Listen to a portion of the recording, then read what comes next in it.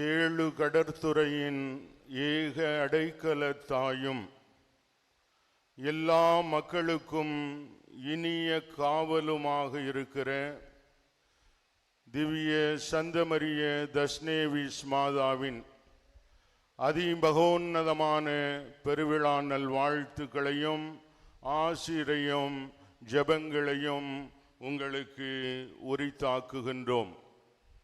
பனிமய தாயின் தவறாத பரிந்துரையால் விண்ணக மண்ணக ஆசீர்வாதங்களால் இந்த ஆண்டு முழுவதையும் நீங்கள் ஒவ்வொருவரும் நிரப்பப்பட வேண்டுமென்று உங்களுக்காக மன்றாடி இந்த திருப்பலியை ஒப்பு கொடுக்கின்றோம். நான் ஒரு காலகட்டத்திலே பரிகார முயற்சிக்காக உளவியல் சார்ந்த ஒரு பயிற்சியில் இருந்த பொழுது அந்த நிறுவனத்தின் முதுகெலும்பாக இன்றும் இருக்கிற உளவியல் அறிஞரான குருவானவர் ஒரு நாள் தன்னுடைய உரை ஒன்றினூடே இப்படி சொன்னார். தூத்துக்குடி பனிமை அன்னை பேராலயத்திற்குள் நுழைந்து பாருங்கள், உங்களுக்கு ஒரு வைப் கிடைக்கும் என்றார். என்னது கிடைக்கும்? வைப். இன்னைக்கு இந்த காலத்து இளைஞர்களுக்கு வைப் எப்படி கிடைக்குது? அது உங்களுக்கு தெரியும். அது வேற வைப். ஆனால் ஃபாதர் சொன்னது வேற. ஒரு நேர்மறையான ஒரு சக்தி உங்களுக்கு கிடைக்கும். ஒருவேளை நமது பாரம்பரிய மொழியிலே இறை பிரசன்ன உணர்வு கிடைக்கும் என்றார். அது உண்மையா? நீங்க சொல்லலாம். வேற வார்த்தையில சொல்லுவீங்க. உள்ள நுழைஞ்சாலே புல் அரிக்கும் அப்படின்னு நீங்க சொல்லுவீங்க. அவ்வளவுதான். ஒரு ஆயர் திருவழிபாட்டு முறையிலே ஒரு ஆலயத்தை அபிஷேகம் செய்கிறார், அர்ச்சிப்பு செய்கிறார், புனிதப்படுத்துகிறார். அதை நம்புவதில் நமக்கு எந்த பிரச்சனையும் இல்லை, எந்த சங்கடமும் இல்லை. ஆனால் அந்த ஆலயத்தை அபிஷேக நிலையில், அர்ச்சிப்பு நிலையில், புனித நிலையில் தொடர்ந்து வைத்திருப்பது யாரு? அதான் இன்னைக்கு உங்களுக்கு சிந்தனை. பக்தி நிறைந்த இறை மக்களும் உடைந்து பணிபுரியும் இறையடியார்களும் தான் அதை தொடர்ந்து தக்க வைக்க முடியும். அது எப்படி நடக்கிறது? ஆண்டாண்டு காலமாக தங்களது நன்றியோடு கூடிய புகழ் மாலைகளால் மதிய வேளை ஜெபத்தில் தஸ்னேவிஸ் மாதாவுக்கு ஒரு பிரார்த்தனை பாடுவாங்க. ரைட்டா? அதான் அந்த நன்றி கலந்த புகழ் மாலை. கண்ணீரோடு கூடிய மன்றாட்டுக்களால். இன்னைக்கு நான் உள்ள நுழையும் போது கூட பீடத்துக்குள்ள ஒரு ஆள் அப்படி கண்ணீர் விட்டு அழுதுட்டு இருந்தார். அவரை நான் பார்க்குறேன், இப்பவும் பார்க்குறேன்.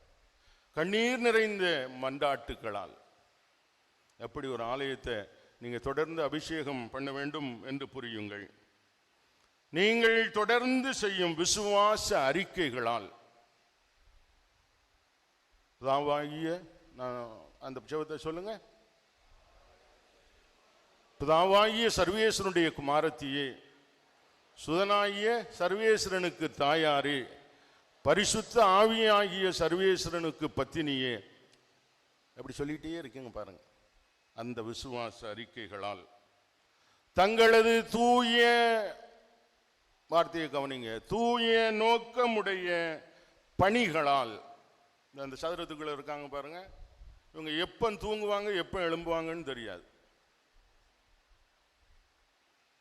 ஆனா ஒரு வார்த்தையை நான் சேர்த்திருக்கிறேன், தூய நோக்கமுடைய பணிகளால். அதான் அந்த ஆலயத்துடைய அந்த புனிதத்தை தக்க வைக்க முடியும். தங்களது நம்பிக்கை நிறைந்த சந்திப்புகளால்.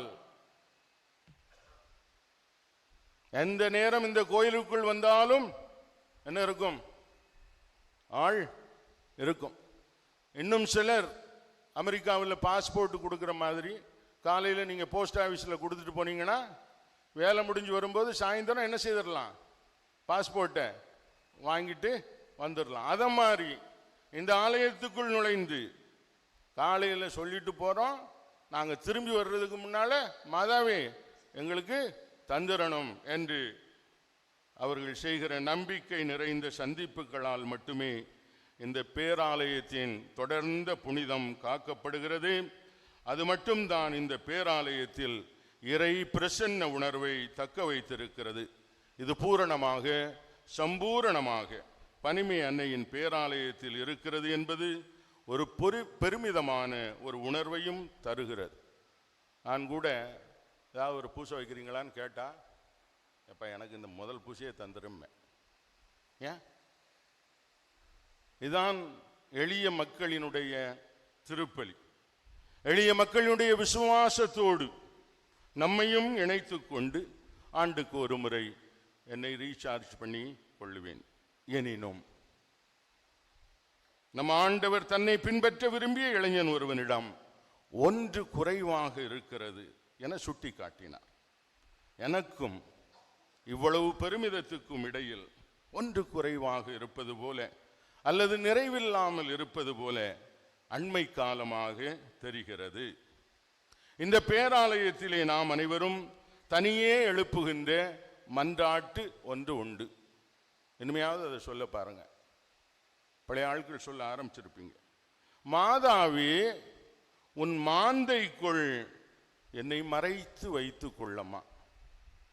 எந்த ஜெபம் உங்களுக்கு வரலாட்டியும் இந்த ஒரு வரியை இந்த தாயிடம் சொல்லிவிட்டு நீங்கள் என்ன செய்யலாம்?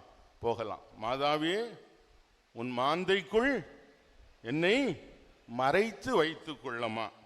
எனவே ஆடையை பற்றி சொல்ல வேண்டும் என்று நான் நினைக்கிறேன்.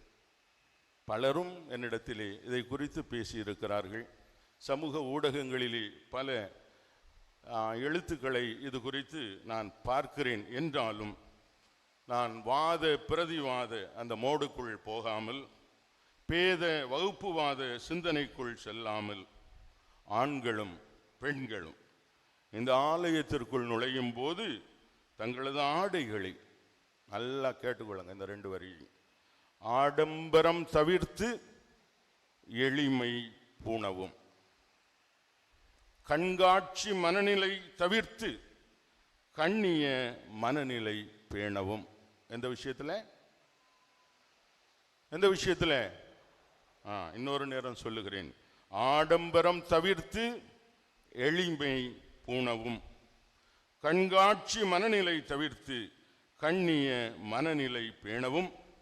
இவ்வாறு இறை பிரசன்ன உணர்வை இந்த பேராலயத்தில் எல்லாரும் உணரவும், ஏன் கூட்டவும், இவ்வாறு ஒருவர் ஒருவருக்கு இடையூறாக இல்லாமல் உதவியாய் இருக்கவும் இறையருள் துணையும் பனிமயத்தாயின் பரிந்துரையும் நம் அனைவரோடும் இருப்பதாக. ஆமென்.